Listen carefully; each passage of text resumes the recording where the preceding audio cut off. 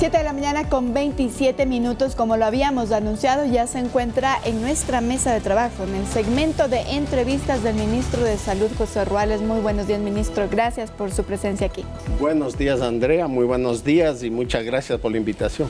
Bien, ministro, quisiera iniciar preguntándole sobre un tema que ahora pues está preocupando al Ecuador y es esta posible llegada de la droga fentanilo. Ya se han registrado, o eso es lo que han dicho algunos ciudadanos de Guayaquil, síntomas de personas que podrían estar pues consumiendo ya esta droga. Tal vez en las casas de salud ya se tiene registro de alguna persona con estos síntomas, ministro. Bueno, hemos revisado la atención médica en los centros de la ciudad de Guayaquil. En Guayaquil nosotros tenemos 48 centros de salud que pueden recibir pacientes de salud mental y tenemos 11 centros que hacen el protocolo de análisis de laboratorio de la presencia de drogas en el caso de los opiáceos, así como 11 unidades de salud mental a nivel hospitalario o en los centros de salud. En ninguna de ellas hemos tenido casos de ingreso a nivel hospitalario de pacientes en los que se haya detectado la presencia de fentanilo, especialmente de fentanilo de comercialización ilegal. Tenemos un caso de abuso de fentanilo de uso hospitalario. El fentanilo se utiliza para dolores especialmente oncológicos a nivel hospitalario y tenemos un caso en Durán de abuso de intoxicación, pero no tenemos ingresos comprobados. Tenemos información del municipio de Guayaquil de sospechas de síntomas de posible uso de fentanilo con otras drogas y también en el Instituto de Neurociencias se ha informado que posiblemente hay ese consumo, pero no lo tenemos todavía registrado con evidencia en los hospitales de la red pública. Pero, ministro, ¿se podría quizás confundir los efectos del fentanilo con la droga H? Sí, pueden confundirse y además el riesgo mayor es que se utilice simultáneamente una droga que produce depresión y una droga que produce una mayor actividad. ¿Qué puede provocar esta fusión justamente? Eso es justamente lo que puede producir síntomas más graves de depresión cardiorrespiratoria o de otros tipos que pueden requerir intervención de cuidados intensivos. Y la muerte también. Bien, ministro, usted nos comentaba que el fentanilo también es para uso hospitalario, es incluso más para las enfermedades oncológicas. Cuéntenos un poco dónde se vende, dónde se comercializa, cómo está regulado también la venta de este fentanilo para casos hospitalarios. Sí, nosotros tenemos el uso de medicamentos que tienen una prescripción especial. Esto tiene que ser prescrito por el médico en una receta específica para este uso y básicamente se utiliza a nivel hospitalario, de tal manera que es un uso regulado. La comercialización que se viene produciendo desde hace mucho tiempo la regula tanto en la importación como el registro sanitario, nuestra Agencia de Regulación y Control Sanitario, el ARSA, y el ARSA también es la que está alertando de que hay posibles comercializaciones ilícitas fuera de la comercialización regular y ese es el riesgo. No podemos descartar de que haya este tipo de comercialización, consumo y uso a nivel de la comunidad. Lo que estamos evidenciando es que no hemos registrado pacientes hospitalizados o ingresados en donde se haya comprobado su uso. Dos dudas entonces. Es decir, el fentanilo sí está en el Ecuador y siempre ha estado porque se utilizaba para las personas con cáncer. O sea, eso no es algo que está llegando, esta droga o este opioide, mejor dicho. Pero la otra duda es, entonces, con esto, cuando hablamos de la venta ilegal, ¿significa que quien lo está comprando es para un consumo ajeno al tema médico? Sí, justamente esa es la denuncia, la investigación, el seguimiento que está haciendo el ARSA, porque ya no es de comercialización del medicamento, ¿no?, sino de droga para uso ilegal, digamos, que puede estarse expendiendo a través de vías ilegales, incluso por internet, de acuerdo a lo que nos han informado, lo que se ha puesto ya en consideración de la policía, del Ministerio del Interior, quienes manejan ya la parte de punitiva, de búsqueda de este comercio ilícito, ¿no? Bien, y dentro del Ministerio de Salud tal vez se está dando alguna capacitación para una posible, digamos, llegada o consumo irregular de este fentanilo. Ya se tiene tal vez algún protocolo, y esto le pregunto por la experiencia que ya hemos visto en otros países en donde ha causado muchísimas muertes. Sí, no, nosotros estamos trabajando fuertemente, hemos desarrollado este año por primera vez un proyecto de salud mental y prevención y atención para las adicciones de drogas, de alcohol, de varios tipos de adicciones, especialmente para las adicciones de este tipo de sustancias.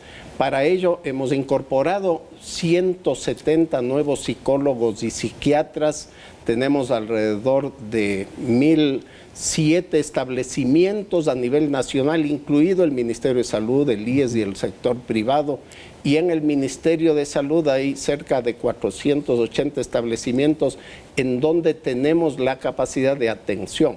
Pero además este año hemos fortalecido la atención ambulatoria intensiva. La idea es tener la capacidad con psicólogos a nivel del primer nivel en los centros de salud para hacer la atención ambulatoria de los casos de adicciones en general. Tenemos 11 CETADs, 11 centros de atención y tratamiento a los problemas de adicciones de drogas, y tenemos las unidades de salud mental en los hospitales generales. La idea es armar una red, no solamente para el tratamiento residencial con ingresos, sino especialmente en la detección, en el manejo de este problema de adicción, que es un serio problema de salud pública, no solo en el país, sino a nivel mundial. Pero ¿y ustedes van a apoyar también a otro tipo de casas de salud que quizás no sean públicas o no sean del Ministerio de Salud? Hay municipales, por ejemplo, me comentan que en el Hospital Bicentenario de Guayaquil dicen que hay sospechas de pacientes con fentanilo o que hayan consumido fentanilo y que se necesitan estudios. ¿Van a realizar ustedes esos estudios? No, por supuesto. Nosotros tenemos en Guayaquil 11 unidades que realizan el protocolo de detección. Ya están haciendo. Que los vienen haciendo siempre, y estas apoyan a las unidades públicas en este caso, del municipio de Guayaquil, para poder hacer el diagnóstico, de tal manera que además nosotros ofrecemos la capacitación al personal tanto del Ministerio de Salud como de otras instituciones. Bien, voy a cambiar de tema porque también queremos preguntarle, por honor al tiempo, ministro, sobre la seguridad que ahora poseen las casas de salud. Entendemos que en muchas ocasiones se ha tenido que activar este protocolo denominado Código Plata. ¿En cuántas casas de salud en este momento está vigente? ¿Se tiene también previsiones incluso para el día domingo, el día de las elecciones? Bueno, el Código Plata está, es un protocolo que se activa en el caso de que un centro de salud, un establecimiento, que puede ser un hospital, un centro de salud público de la seguridad social, privado, estamos trabajando también con el sector privado, recibe un paciente que es producto de un enfrentamiento entre grupos armados, un paciente con herida de arma de fuego, con herida de arma blanca, o un paciente que es trasladado en ambulancia de esas características, o una amenaza a una unidad de salud cuando hay personas que pretenden ingresar armadas, o que hay algún amotinamiento, muchas veces hay afuera de los establecimientos de salud porque van a buscar a un herido. En todas esas ocasiones se genera una alerta que se llama el Código Plata, que informa inmediatamente a la policía para que se produzca un resguardo policial a la unidad de salud para garantizar la vida, la seguridad de los pacientes que se encuentran ahí, del personal sanitario.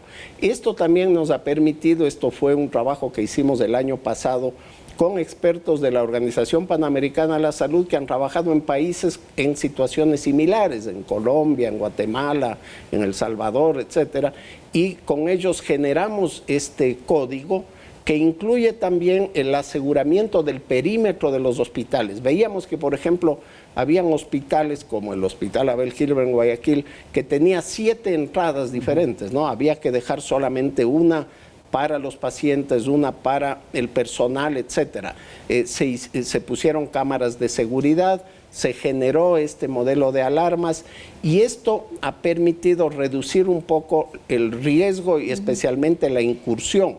Hasta el momento, desde enero que empezamos el Código Plata hasta la fecha, tenemos alrededor de 950 activaciones del Código Plata, es decir, eventos de heridos que no son amenazas directas necesariamente al hospital o al personal, sino es el hecho de que hay un herido por un enfrentamiento armado que llega al hospital. Ministro, ¿en qué hospital o en qué ciudades se puede conocer? Bueno, esto ocurre especialmente en Guayaquil, en algunas zonas de Guayaquil, en Santo Domingo de los Áchilas, en Los Ríos, por decir algo, en Babahoyo, en Esmeraldas, pero también ocurre en Pichincha, en Quito, porque también se genera el Código Plata cuando trasladamos un herido de un hospital a otro para el traslado, o si va a un hospital de referencia, y muchas veces tienen que venir a Quito porque son heridas graves,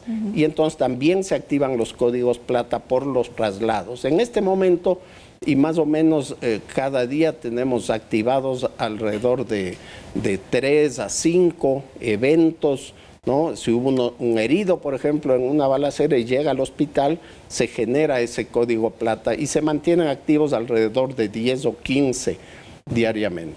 Es decir, estos 3 a 5 eventos se mantienen activos, digamos, hasta que el paciente se retire de la casa de salud. Desde que ingresa hasta que se retira. Durante ese tiempo se solicita resguardo policial o mientras está en emergencia, por ejemplo, se deben mantener ciertos cuidados en el ingreso del resto de pacientes o si este paciente fue ingresado a un quirófano, a la sala de cuidados intensivos, solicitamos el resguardo policial a esa zona específica del hospital para evitar que haya intranquilidad o haya riesgo para el personal o la seguridad del establecimiento. El objetivo básicamente es dar seguridad a los centros de salud, al personal y a los pacientes y mantener operativos los centros de salud a pesar de esas amenazas. Hay familiares de pacientes que han dicho en las calles que les da miedo, claro, ir al hospital y no saber si en el cuarto de al lado hay alguna persona de este Código Plata y eso pone en riesgo a ellos y en ocasiones solicitan que haya traslados o cambios. ¿Se puede hacer esto? Es decir, que la gente pida cámbiame de habitación o de piso si es que hay este riesgo.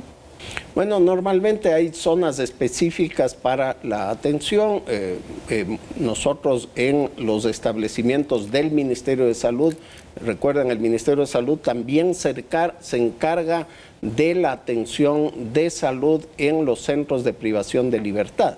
El SNAI no tiene un sistema de salud propio, el Ministerio de Salud tiene los centros de salud al interior. ¿Solamente para PPL o miembros de bandas, separarlos del ciudadano común? No, sería una muy buena idea de que en un par de centros penitenciarios, especialmente los de mayor volumen, como la Tacunga o como la penitenciaría, tengamos unidades médicas para evitar la salida para exámenes de laboratorio, rayos X, hospitalización. Normalmente tenemos hasta 25 PPLs que son atendidos o movilizados, por ejemplo, al Hospital Monte Sinaí, o tenemos normalmente cerca de los centros de privación de libertad de Esmeraldas, de Santo Domingo, de Guayaquil, pacientes que están hospitalizados porque requieren una cirugía, entonces son movilizados y mientras se encuentran en el hospital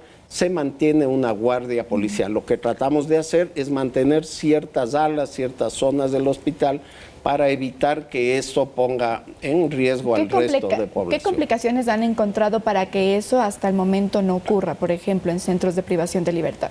o sea, que esté en el centro de privación, este centro de salud, para que no tenga que ser movilizado? Nosotros tenemos 36 centros de salud en los centros de privación de libertad. Nosotros mantenemos, pero es un centro de atención ambulatorio, claro, que puede hacer pequeñas X, cirugías etcétera, menores. Lo que nos ha Sí, dicho. cuando se requiere, que normalmente mantenemos la atención de los pacientes dentro del centro de privación de libertad, en el centro de salud. En algunos casos, como actualmente en la cárcel de Turi, en Cuenca, lo mantenemos en la zona externa, ¿no? Justamente por razones de seguridad, en una unidad móvil para poder mantener la atención.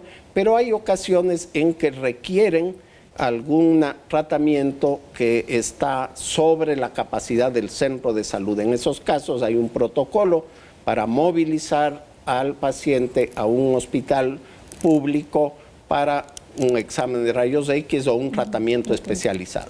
Bien, ahora para previsiones también para el fenómeno del niño que está próximo ya a llegar al Ecuador, ministro, ¿se ha tomado tal vez algún protocolo dentro de las casas de salud para que no haya desabastecimiento, incluso pues espacio para atender a las personas? No, por supuesto, tenemos ya en marcha el plan en previsión del fenómeno del niño. Este plan tiene 5 componentes, ¿no? Nosotros tenemos 600 establecimientos de salud que están en la zona de posibles inundaciones, de posibles deslizamientos.